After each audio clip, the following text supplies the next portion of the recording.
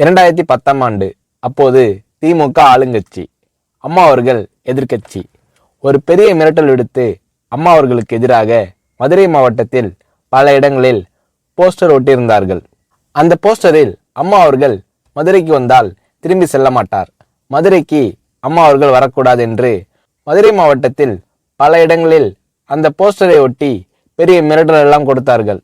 அதேபோல் ஜெயா டிவிக்கும் மிரட்டல் தொலைபேசிகள், மிரட்டல் கடிதங்கள் வந்து கொண்டிருந்தது. ஜெயா டிவியின் செய்தி பிரிவினர் இந்த மிரட்டல்களை பற்றியெல்லாம் தியாகத்தலைவி சின்னம்மா அவர்களிடம் சொல்லி அம்மா அவர்களின் கவனத்திற்கு கொண்டு சென்றார்கள்.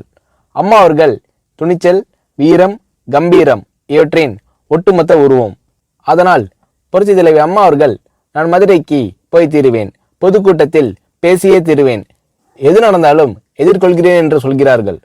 ஒரு கட்டத்தில் ஜெயா டிவிக்கு மிரட்டல் எப்படி வருகிறது என்றால், ஜெயா டிவியின் அலுவலகத்தை வெடிகுண்டு வைத்து தகர்ப்போம், அம்மா அவர்கள் மதுரைக்கு வந்தால் ஜெயா டிவியை ஒழிப்போம், இப்படியெல்லாம் நிறைய மிரட்டல்கள் தொலைபேசியின் வாயிலாகவும் கடிதத்தின் வாயிலாகவும் வந்து கொண்டிருக்கிறது.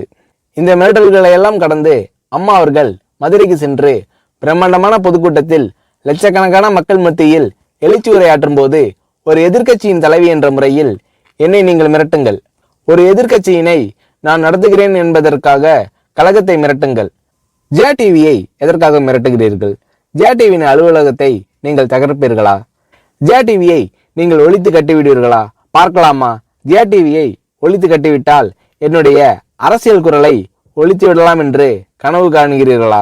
ஜெயா டிவி என் உயிருக்கும் மேலானது, நான் என்னுடைய உயிரை விட அதிகமாக நேசிப்பது, என்னுடைய அரசியல் கரமாக நான் போற்றி புகழ்வது, அதன் மேல் நீங்கள் கை வைப்பீர்களா, பார்க்கலாமா என்று எழுச்சி உரையாற்றினார் புரட்சி தலைவி அம்மா அவர்கள்.